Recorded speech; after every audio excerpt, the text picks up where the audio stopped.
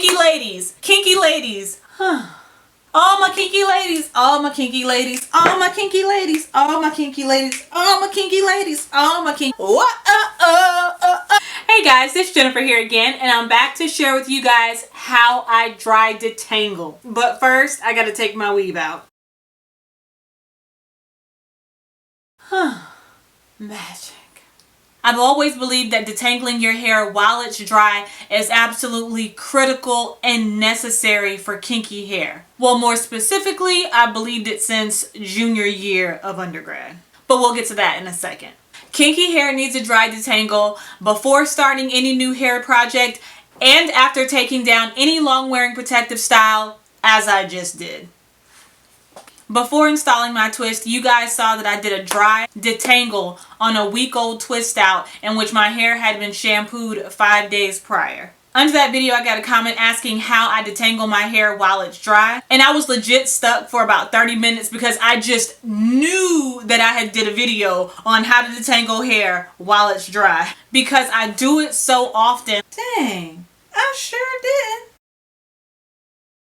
Because I think it's critical to manipulating kinky 4C hair. So thank you to the person who left that comment, because we're going to show it today. When I dry detangle, I am checking for knots that may have formed or potential knots. I'm checking for shed hair or excessive shedding of hair. I'm checking to see if any parts of my hair have begun to lock or turn into a dread. In my experience, I found that with kinky hair, if you have not checked for the aforementioned things and you put water on your hair, then it's too late. Or I don't want to say too late, but you may run into problems. We know that shampoo is designed to unclog dirt and cleanse the scalp, and in turn cleanse the hair shaft as it flows down. Kinky ladies, kinky ladies, all my kinky ladies, all my kinky ladies, all my kinky ladies, all my kinky ladies, all my kinky ladies, all my kinky ladies, all my kinky ladies, all my kinky ladies. All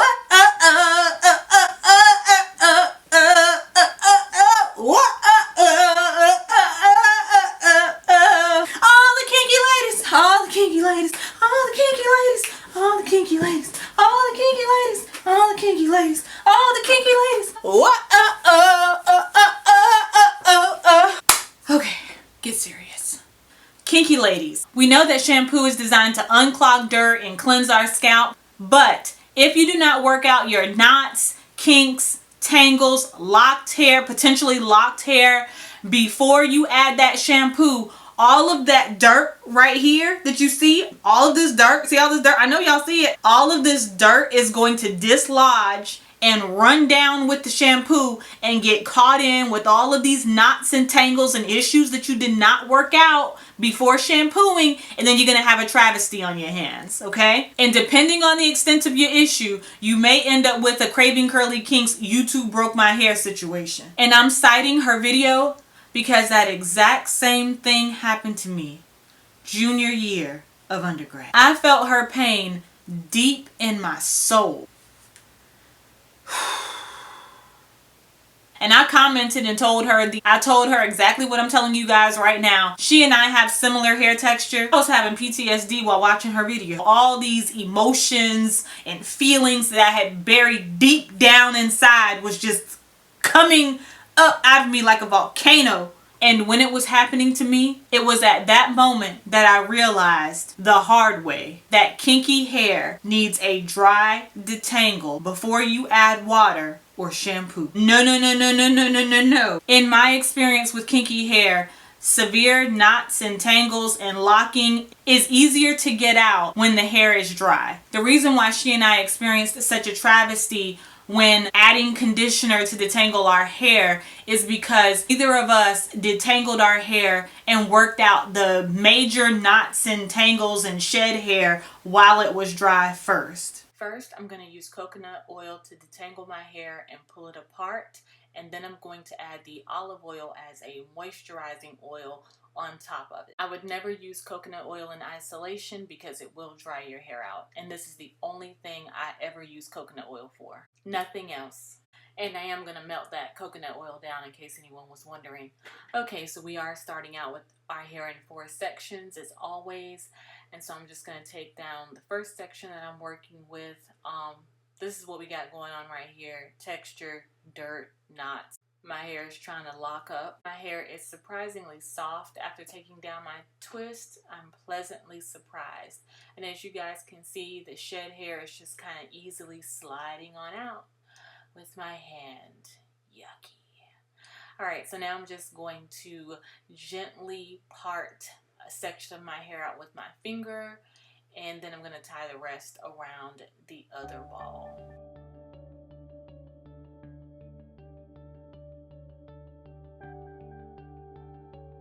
First, we're going to take some coconut oil and coat the entire section and just use it to pull our hair apart and gently work out the tangles and undo locked hair.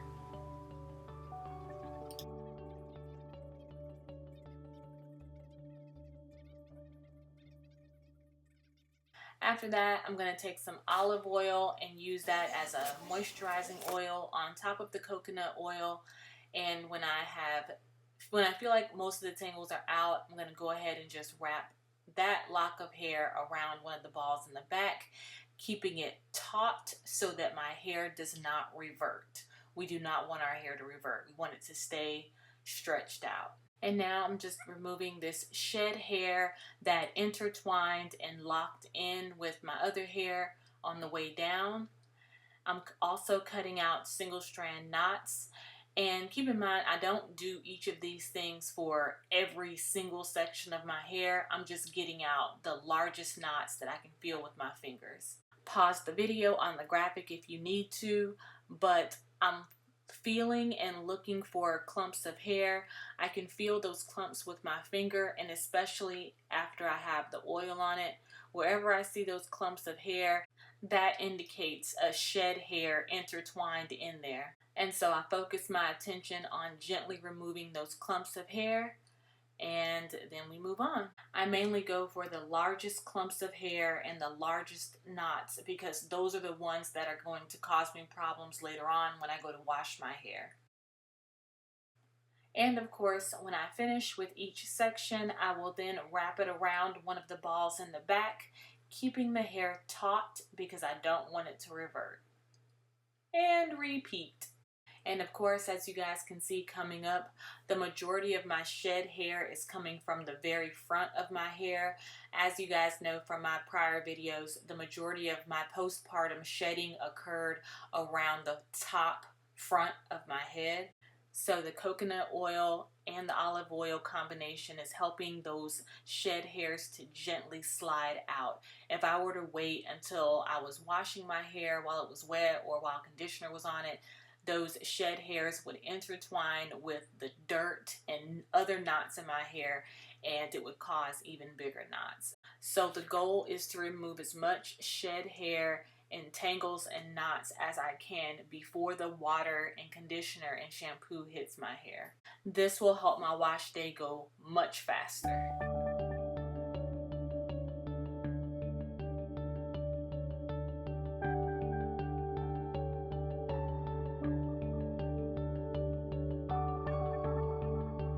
Okay, so I don't feel or see any more clumps of hair, so I'm just going to coat this section with olive oil and tie it back so that it doesn't dry out.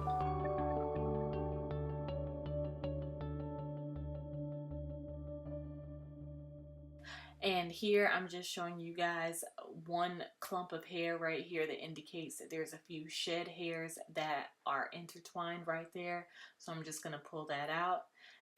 And now we're just going to take it all down.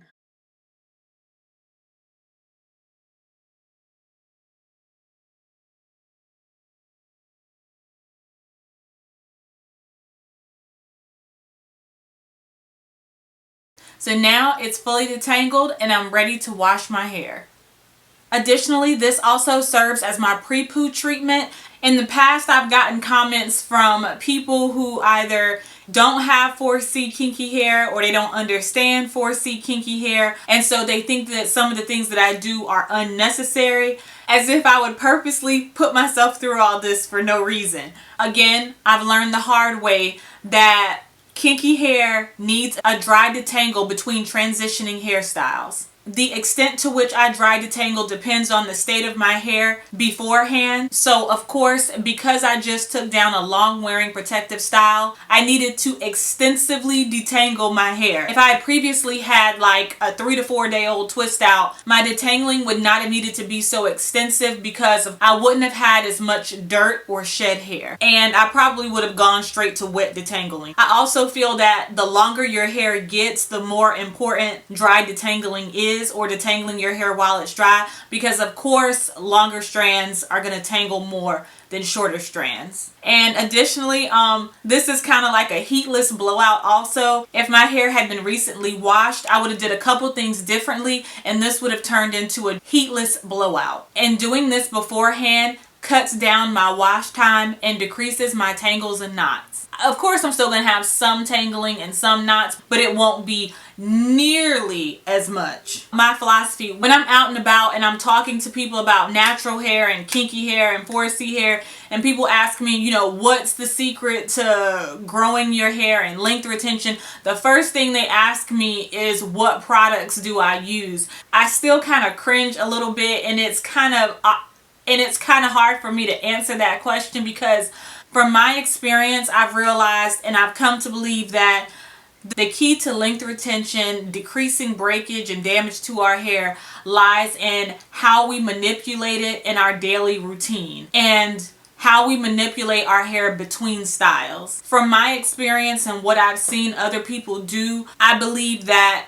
most of the damage and breakage to kinky hair in particular happens when people are transitioning between styles and how they manipulate it between styles. I've had people comment and tell me in person, oh, I don't do all that. I just take my paddle brush and hop in the shower and start detangling and doing X, Y, and Z. And all of it just comes out so easily. And of course, I always wonder if they're actually, I'm gonna take my glasses off and hope my eyes don't cross.